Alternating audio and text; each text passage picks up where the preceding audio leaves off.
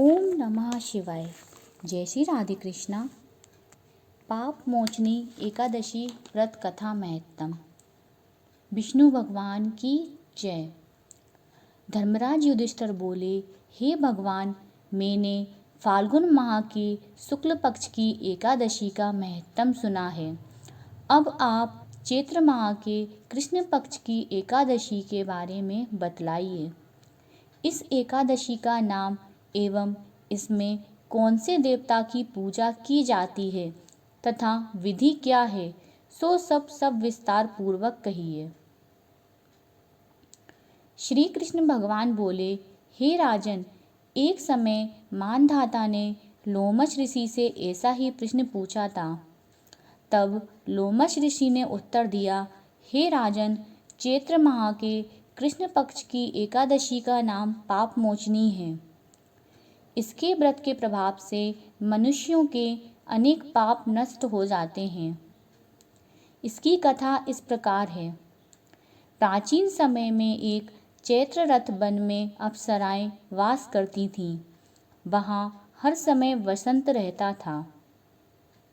उस वन में एक मेधावी नामक मुनि तपस्या करते थे। वे शिव भक्त थे। एक दिन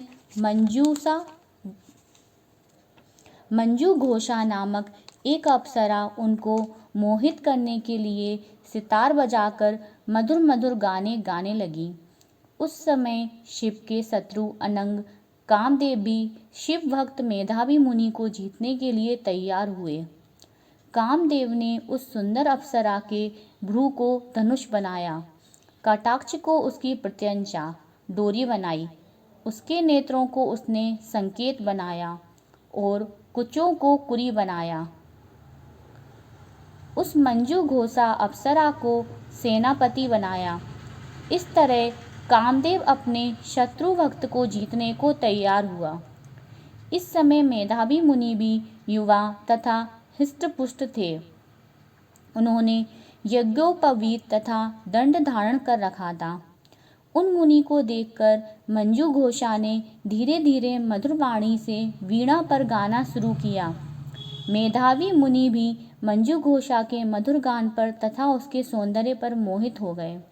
वह अप्सरा उन मुनि को कामदेव से पीड़ित जानकर आलिंगन करने लगी।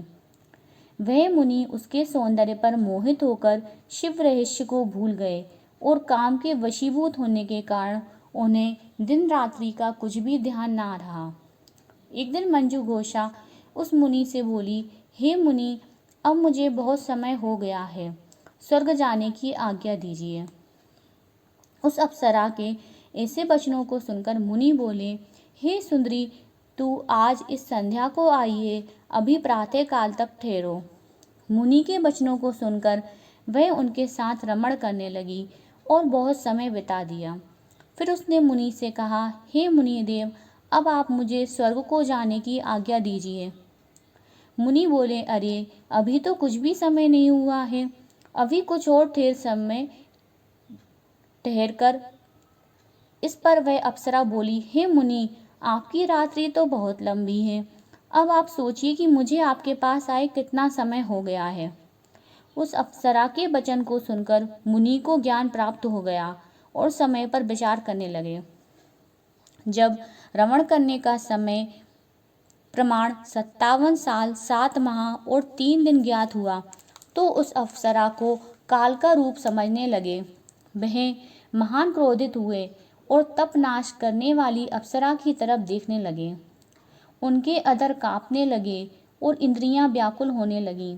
वह मुनि उस अप्सरा से बोले, हे दुष्ट, मेरे तप को नष्ट करने वाली, तू अब मेरे श्राप से पिशाचिनी हो जा। तू महान पापनी और दुराचारिणी है, तुझे धिक्कार है। उस मुनि के श्राप से वह पिशाचिनी हो गई। तब वह बोली, हे मुनि, अब मुझ पर क्रोध को त्याग कर प्रसन्न हो जाओ और इस शाप का निवारण मत कीजिए। तब मुनि को कुछ शांति मिली और पिशाचिनी से बोले, हे दुष्ट, मैं शाप से छूटने का उपाय बतलाता हूँ। चैत्र माह के कृष्ण पक्ष की जो एकादशी है उसका नाम पाप मोचनी है। उस एकादशी का व्रत करने से तेरी पिशाचिनी की देह छूट जाएगी। इस प्रकार मुनि ने उसको समस्त विधि आदि बतला दी और अपने पिता च्यवन ऋषि के पास चले गए। च्यवन ऋषि अपने पुत्र को देखकर बोले, रे पुत्र, तूने यह क्या किया? तेरे समस्त तप नष्ट हो गए हैं। मेधावी बोले, हे पिताजी, मैंने बहुत बड़ा पाप किया है, आप इसके छूटने का कोई उपाय बतलाइए। च्यवन ऋषि बोले, तात, तुम चैत्र माह के कृष्ण पक्ष को पापमोचनी नाम की एकादशी का विधि तथा भक्ति पूर्वक व्रत करो। वचनों को सुनकर मेधावी ऋषि ने पापमोचनी एकादशी का विधि पूर्वक उपवास किया। उसके प्रभाव से इनके समस्त पाप नष्ट हो गए। मंजू घोषा अप्सरा भी पापमोचनी एकादशी का व्रत करने से पिशाचिनी की देह से छूट गई और सुंदर रूप धारण करके स्वर्गलोक को चली गई। लोमश बोले, हे राजन, इस पापमोचनी एकादशी के प्रभाव से सब पाप नष्ट हो जाते हैं।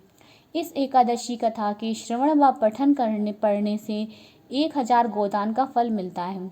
इस व्रत के करने से ब्रह्मत्या करने वाले, अगंबा गमन करने वाले आदि के पाप नष्ट हो जाते हैं और अंत में स्वर्ग को जाते हैं। जय हो विष्णु भगवान की जय। पापमोचनी एकादशी मैया की जय। श्रीमन्नारायण नारायण हरि हरि, स्वामी नारायण नारायण हरि हरि, श्रीमन्नारायण नारायण हरि हरि, स्वामी नारायण नारायण हरि हरि। तेरी लीला सबने जानी जानी, हरि हरि, श्रीमन्नारायण नारायण हरि हरि, श्रीमन्नारायण नारायण हरि हरि, स्वामी नारायण नारायण हरि हरि। तेरी लीला सबने जानी जानी, हरि हरि, श्रीमन्नारायण नारायण हरि हरि, स्वामी नारायण नारायण हरि हरि, श्रीमन्नारायण नारायण हरि हरि, श्रीमन्नारायण नारायण हरि हरि, श्रीमन्नारायण नारायण हरि हरि। बोलो विष्णु भगवान की जय।